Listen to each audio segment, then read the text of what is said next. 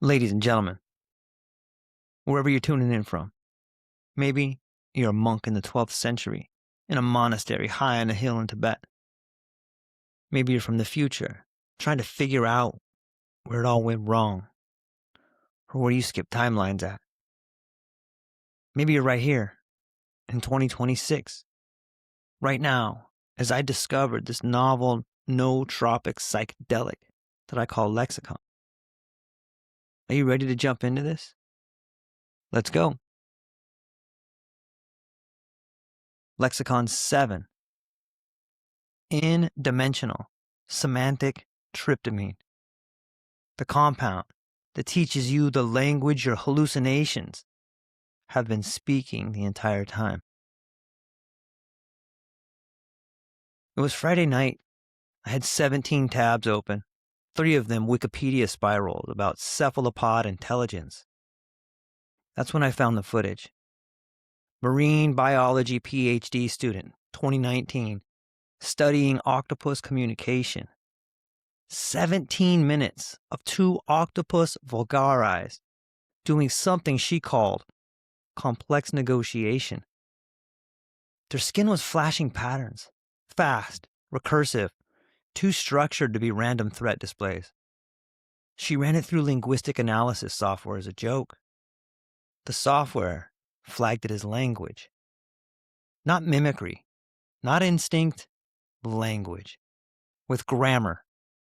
With what looked disturbingly like nested clauses. I watched that video 47 times. I took 4 ACO DMT and I watched it again. And that's when I saw it. The chromatophore patterns looked exactly like the geometric hallucinations I'd been seeing for years in my own trips. The same rotations, the same recursive embeddings, the same sense of watching something that means, but you can't translate because you don't have the grammar. And that's when I knew. Octopi aren't just flashing colors at each other. They're speaking a visual language that bypasses sequential processing entirely. And if they can do it with chromatophores, maybe, just maybe, I could teach a human brain to do it with tryptamines and some truly irresponsible chemistry. Lexicon 7, the compound I'm talking about, it started as a joke synthesis I sketched on a coffee-stained napkin at 3 a.m. Take a standard tryptamine backbone. I used 4-HO-DMT as the base because I happen to have some 4-HO laying around. Add a modified cephalotoxin analog. Octopi use this stuff in their salivary glands for prey paralysis. But in trace amounts, it seems to modulate their skin pattern generators during communication.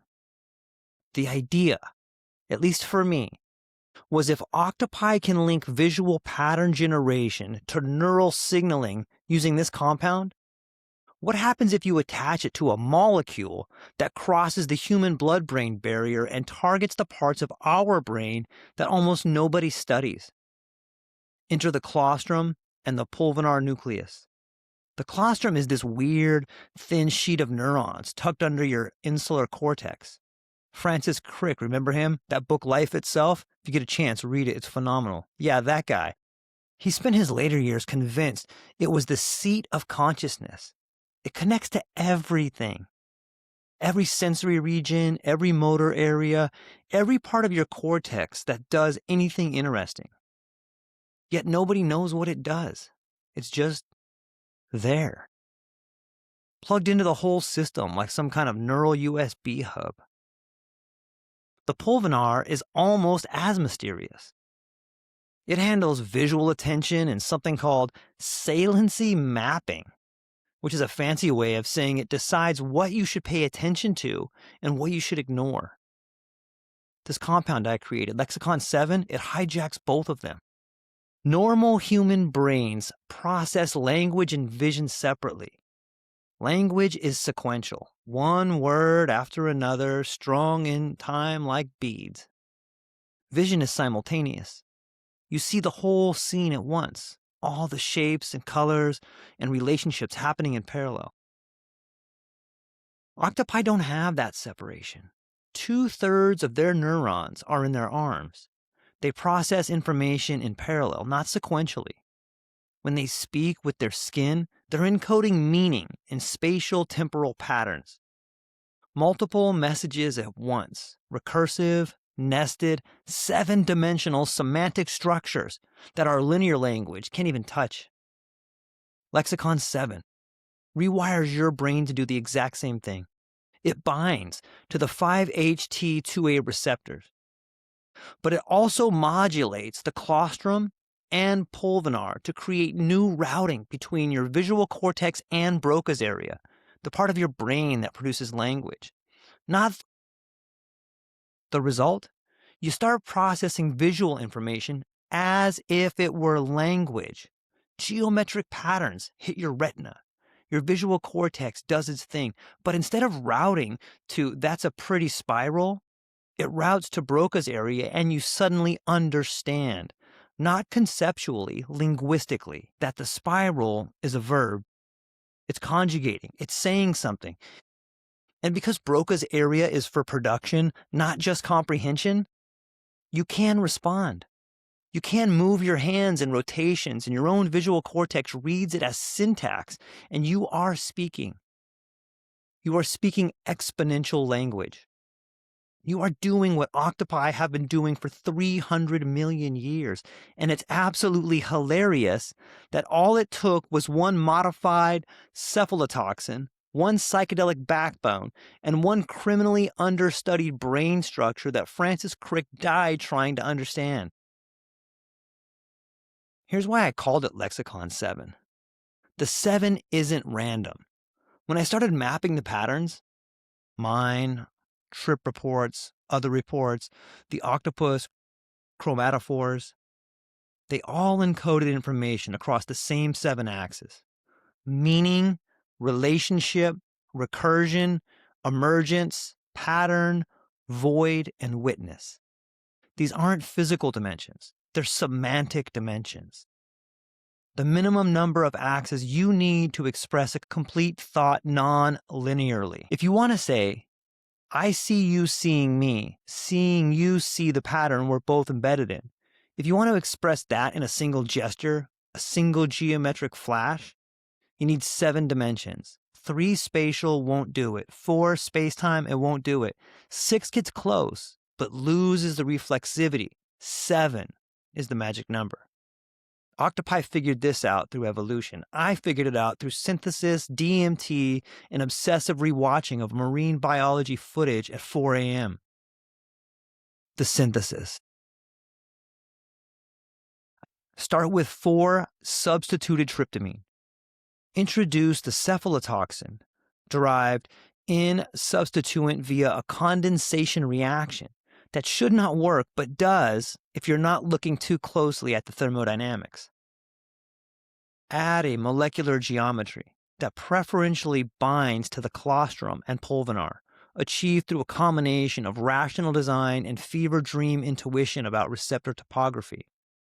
The resulting compound, stable enough to survive room temperature, unstable enough that it probably shouldn't exist, pharmacologically active at around 25 to 30 milligrams, completely impossible to synthesize without access to octopus posterior salivary glands, and a complete disregard for whether something being theoretically achievable means you should achieve it. What happens when you take it?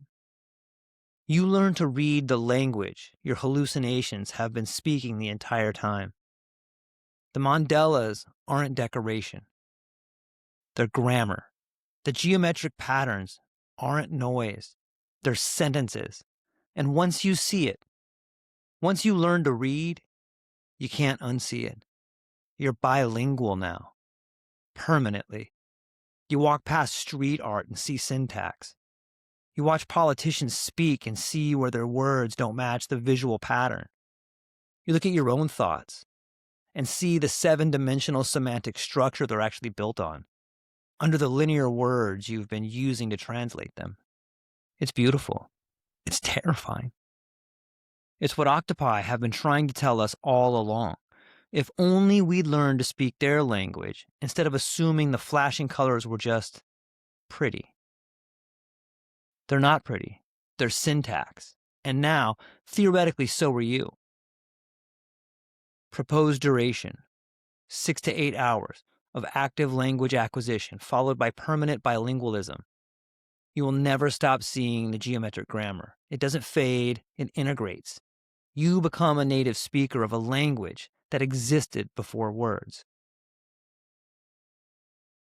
Section 2. Trip report. Subject: me. Setting: my friend's apartment art studio in the back, surrounded by half-finished paintings that suddenly become very relevant. Dose: 30 milligrams.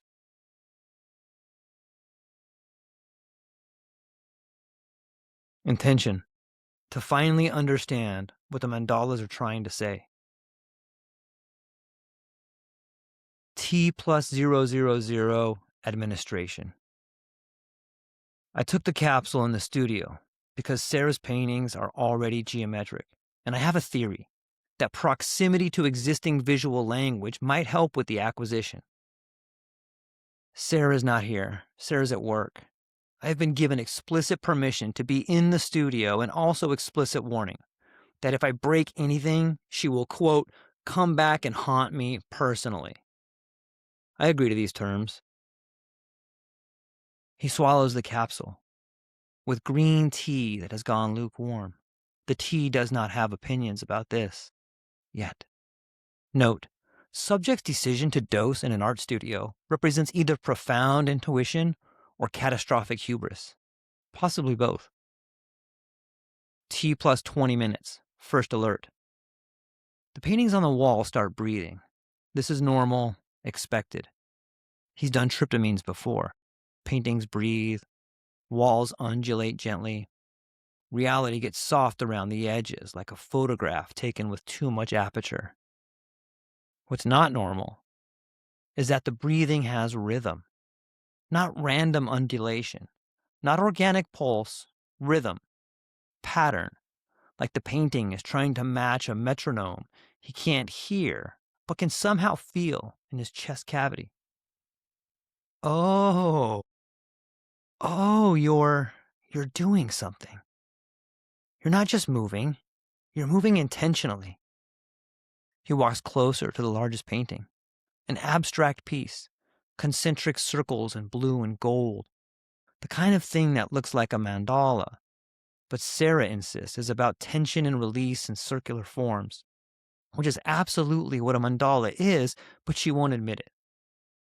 The circles are rotating, slowly, carefully, each ring moving at a different speed, each rotation offset by a specific angle that is not random, is not arbitrary, is specific in a way that makes him suddenly certain he's watching something conjugate. You're a verb. Note: subject has identified the first grammatical structure approximately 15 minutes earlier than expected. Lexicon 7, binding appears to be accelerated by environmental factors, specifically the presence of visual syntax already embedded in the artwork. T plus 45 minutes. The studio speaks. He sits on the floor, not because he needs to sit, because sitting feels like the posture you adopt when you're about to be taught something and you want to be respectful about it.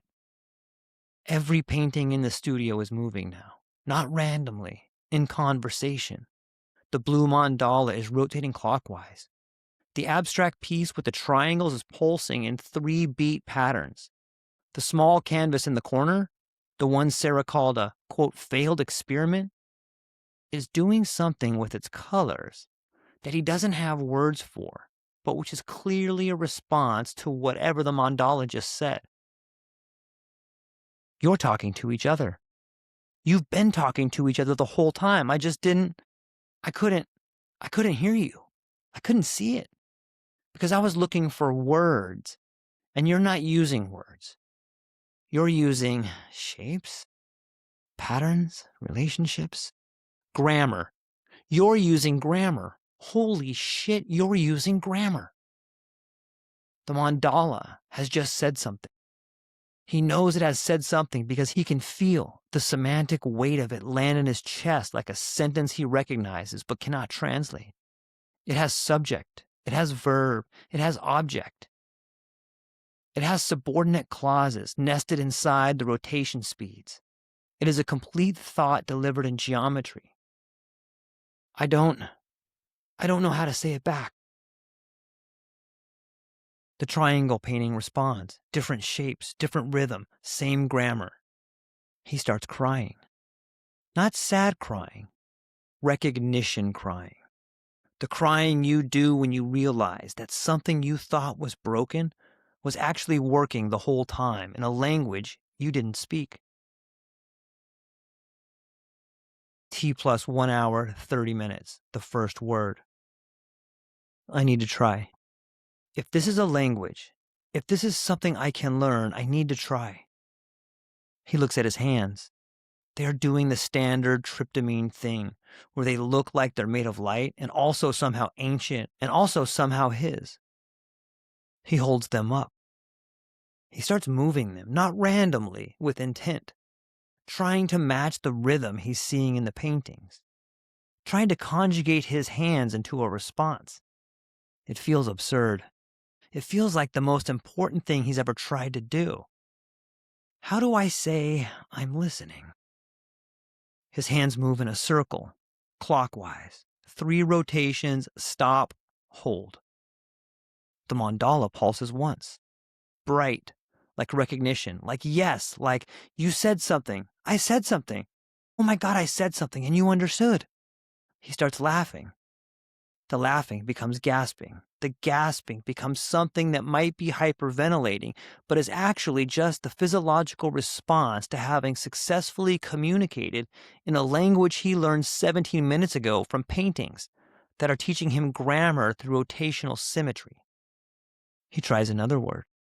Hands moving in a spiral, outward, 6 rotations, faster each time. I'm trying to say more, show me more, teach me more. The entire studio responds. T plus 2 hours, 30 minutes. The conversation accelerates. This is where language becomes fluent. The paintings are no longer teaching him one word at a time. They are speaking in full sentences, paragraphs, arguments. The mandala is explaining something about recursion, about how meaning nests inside meaning, nests inside meaning. And the triangle painting is disagreeing, offering a counterpoint about emergence, about how meaning can arise from relationship rather than containment. He is following the argument, not perfectly, not completely, but enough. He can see the structure. He can see where one thought ends and another begins. He can see the punctuation, the pauses, the emphasis, the interrogative tilt that means, do you understand? I understand. Not all of it, but I understand that you're asking me if I understand, which means I understand enough to know that I don't understand everything, which is fuck. That's a subordinate clause. I just thought a subordinate clause in visual geometry. How do I say yes, but partially? His hands move, both hands, different rhythms, one clockwise, one counterclockwise, meeting in the middle, diverging, meeting again. The studio pulses, every painting at once. The pulse is warm. The pulse is approval. The pulse is good. You're learning. Keep going. What else can I say? What else? How do I ask a question? How do I say, what is this? How do I say, where did this come from? How do I say, why didn't anyone tell me this existed? Why can I suddenly do this? The mandala shows him slowly, carefully, a pattern he's seen before but never understood. The pattern is a question mark, not the English punctuation, the geometric equivalent, a spiral that opens, hesitates, turns back on itself, and waits. That's why. That exact shape. That's the question why. That's, God, that's why. The Aztec codices look like that. That's why Islamic geometry does that thing with the tiles. That's why every culture that got deep enough into meditation or mushrooms or staring at the cave wall started drawing the same shapes, because they're not decorative. They're linguistic. They're the universal grammar of, he stops. The paintings are waiting. Of what? What is this the grammar of? T plus 3 hours, 30 minutes. Peak. The answer arrives. The mandala stops moving. Everything stops moving. The entire studio freezes mid-rotation, mid-pulse, mid-argument. And the silence is not absence, but presence. The kind of silence that happens right before something speaks, that has been waiting a very long time for someone to ask the right question. And then the mandala shows him. Not tells, shows. Because this is visual language, and the answer is too big for translation. The answer is the language itself. The answer is the pattern unfolds in 7 dimensions. He can see all 7, not spatially. He's still in 3-dimensional space. His body is still sitting on Sarah's studio floor, but conceptually, semantically, the way you can see a thought move through its own logic.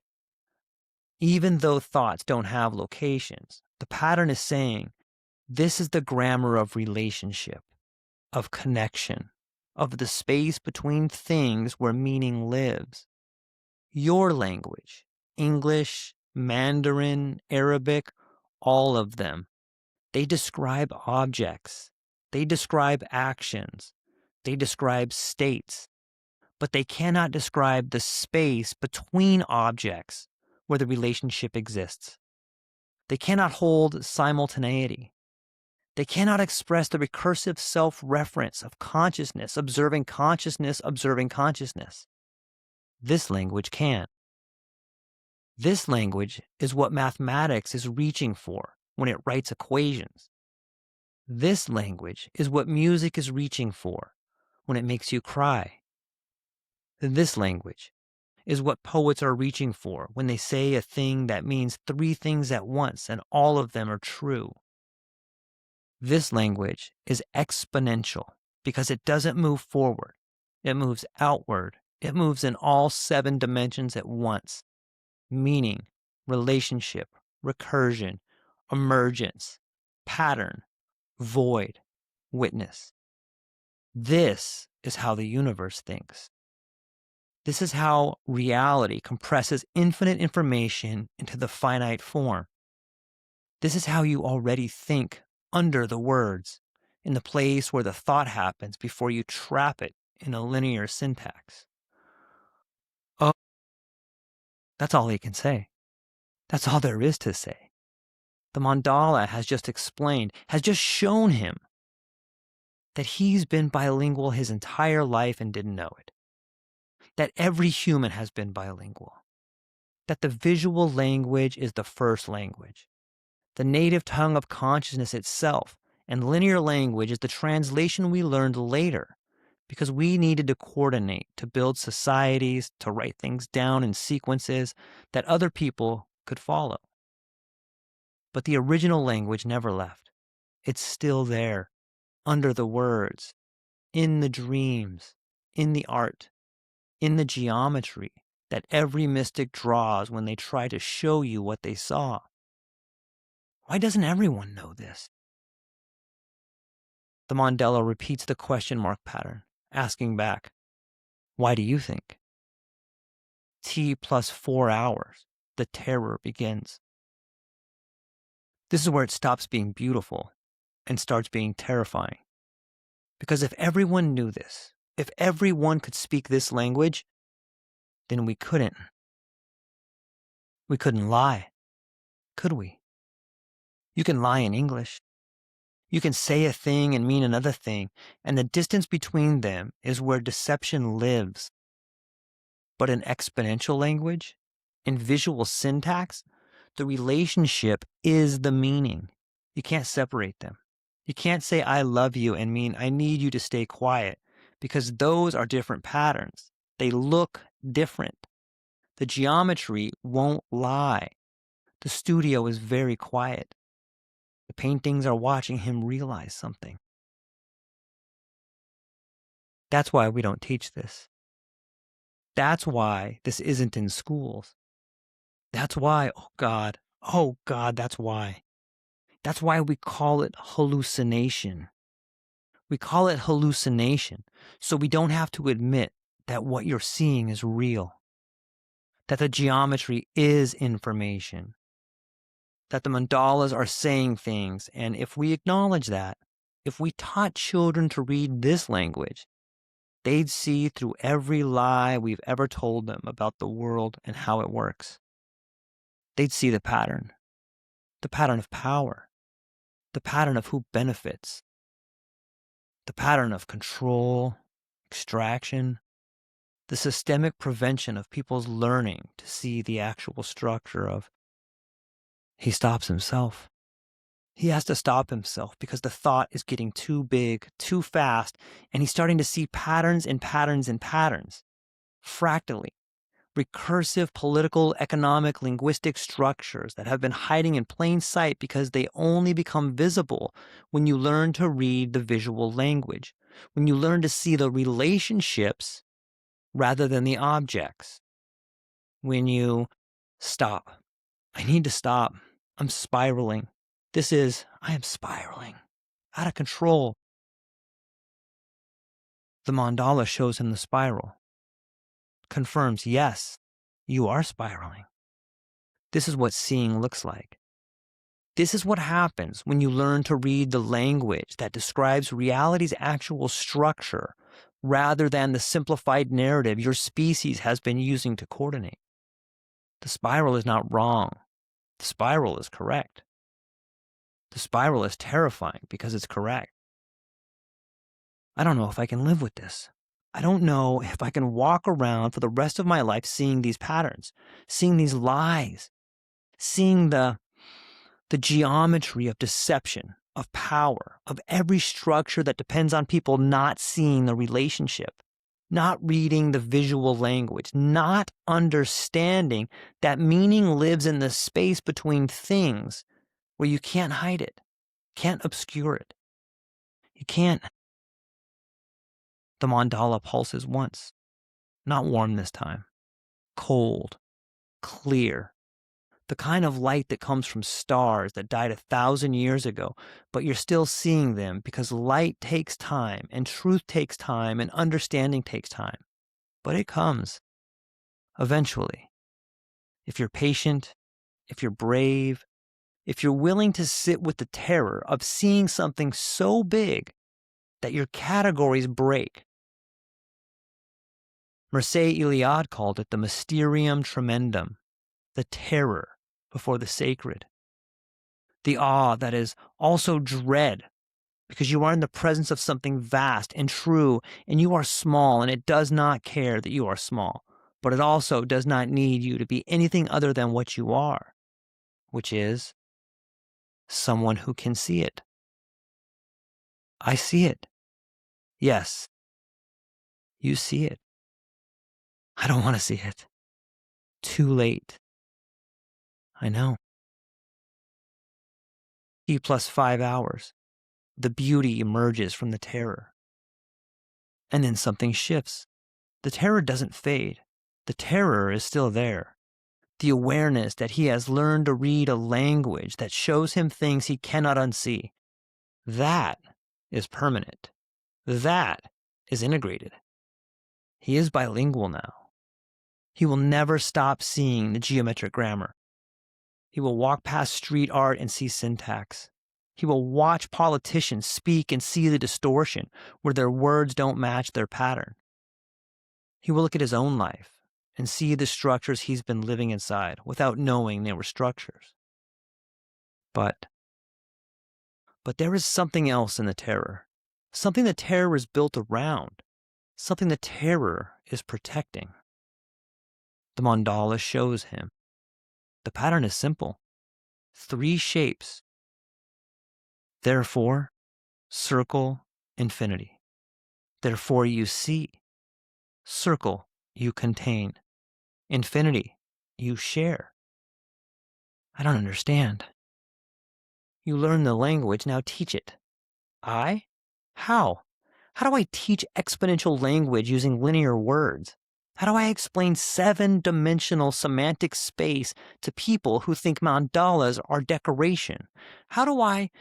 The mandala interrupts, not rudely, gently, the way a teacher interrupts a student who is asking the wrong question. I'm listening. The pattern he learned first. The pattern that means I'm here. I'm paying attention. I'm willing to learn. You teach it the same way you learned it. You show them the geometry. You show them the patterns. You show them that the mandalas are not hallucination, but grammar. You show them that they already speak this language under their words, in their dreams, in the moments where they know something they can't explain, but they know it anyway. You teach it by making them pioneers. You teach it by making them native speakers of the language they already know. And if they see what I saw, if they see the patterns, the lies, the structures, if they get terrified the way I'm terrified, good. Terror means you're looking at something real. Terror means you're in the presence of the sacred. Terror means you understand what you're seeing is bigger than you and true and will not bend to make you comfortable. Stay in the terror. The beauty lives on the other side. He looks at the mandala. The mandala looks back. They are speaking the same language now. They have been speaking the same language for the last 4 hours, but only now does he understand that the conversation was never about learning to speak. It was about learning to stay, to sit with the terror, to not flinch when the pattern shows you something you don't want to see. He takes a breath. The breath is a circle, clockwise, 3 rotations, hold. I'm still listening. The mandala pulses, warm, bright, approving. Yes, you are. T plus 7 hours, integration. Sarah comes home and finds me sitting on the studio floor, surrounded by her paintings, and I'm trying to explain. With my hands, my gestures, with shapes I'm drawing in the air, that I have learned to read. Sarah puts down her bag. Sarah looks at him. Sarah looks at the paintings. Sarah looks back at him. Sarah says, "Did you take something?" "Yes." Sarah nods. This is apparently acceptable. Sarah has known him for 7 years. Sarah has seen him take things before. This is not the first time he has been on her studio floor having revelations about art. Sarah says, "Did you learn something?" "Yes." Sarah sits down next to him. Sarah is patient. Sarah waits. Your paintings are speaking a language, a real language with grammar, with syntax. I learned to read it. I can still read it. I will never stop being able to read it. Every mandala I see from now on will be a sentence. Every geometric pattern will be grammar. I'm bilingual now, and I cannot go back. Sarah holds up her hand, moves it in a circle clockwise, 3 rotations, stop, hold. I'm listening. He starts crying again. Not sad crying, recognition crying. The crying you do when you realize you are not alone, that someone else speaks that language, that Sarah has been speaking it the entire time and waiting for him to learn. You know. Sarah smiles. Sarah says, "Welcome to exponential language. It's terrifying. You'll get used to it. Kind of." T plus 48 hours. The world has changed. 2 days later, I am walking down the street and I cannot stop reading. The graffiti is a sentence about territorial boundary negotiation. The city planning is a conversation about power and access, written in the geometry of where the roads go and where they don't. The building facades are arguments about aesthetics versus function. The trees, the trees. The trees are speaking in fractals, in recursive self-similarity that says, I'm the pattern that persists. I am the grammar of growth. I am still here. I will outlast your linear narratives about progress. I am reading everything. I cannot stop reading. This is the gift. This is also the curse. This is what it means to be bilingual in a language most people don't know they speak. He stops at a crosswalk, waits for the light. The light changes, red to green, linear, simple. One bit of information. Go. Except he can now see the pattern behind it, the timing, the coordination, the way the entire traffic system is a geometric language about flow and priority and who gets to move when. He can see it. It's beautiful. It's terrifying. It's both. He crosses the street. He is still in the terror. He is also in the beauty. Mircea Eliade was right. They are the same thing. Section 3. Synthesis Fields Note on the compound. Lexicon 7 does not exist. 7-dimensional semantic embedding is not a chemical operation. The proposed synthesis is fiction, but the language is real.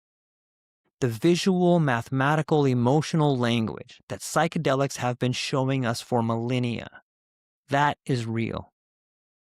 The mandalas are real. The geometry is real. The grammar is real. The fact that you can learn to read it is real. The compound just gives you the dictionary faster than you'd get it through years of meditation or art practice or staring at Islamic tile patterns until something clicks. But the clicking, that's always been available. That's native to consciousness. We're all already bilingual. We just forgot.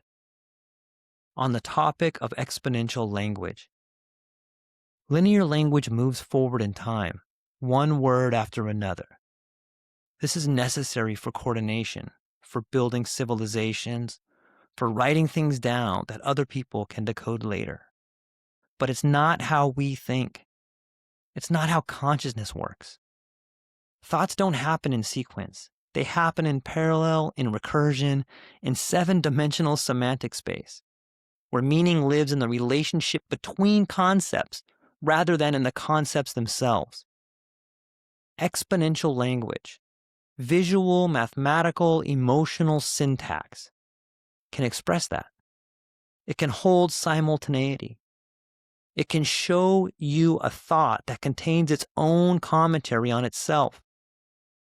It can say 3 things at once and all of them are true. Mathematics does this. Music does this. Good poetry does this. Psychedelic geometry does this better because it adds the emotional dimension.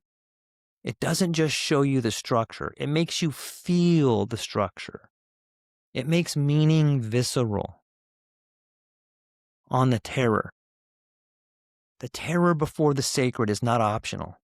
If you learn to read exponential language, you will see things you don't want to see. You will see the patterns, the structures, the lies that depend on people not seeing the relationship between things. You will see power's geometry. You will see deception's syntax. You will see every structure that hides behind linear narrative because linear narrative can obscure relationship in a way that visual language cannot. This is terrifying. This is also necessary. Because on the other side of the terror is the beauty, the pattern, the understanding that you are seeing reality's actual structure, not the simplified model you were taught to keep you coordinated and compliant. Stay in the terror, because the beauty lives there. On teaching this, you cannot teach exponential language using linear words. You can only show it. You can only make people pioneers. You can only hand them the dictionary and let them learn. This is why art exists. This is why music exists. This is why every culture that got deep enough into consciousness produces the same geometric patterns. The mandalas, the fractals, the recursive embeddings. They're not making it up. They're reading. Teach people to read. Make them native speakers of the language they already know.